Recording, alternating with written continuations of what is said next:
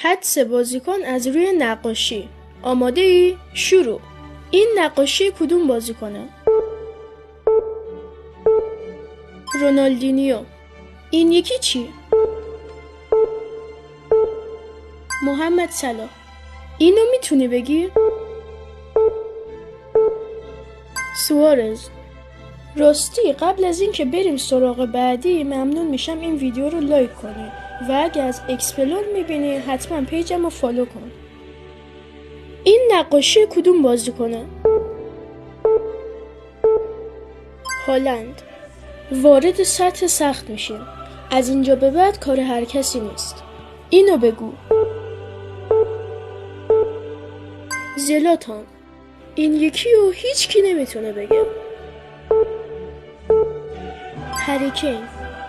اینو مطمئنم هیچ کسی نمیگه. اگه میتونی توی کامنت ها بگو.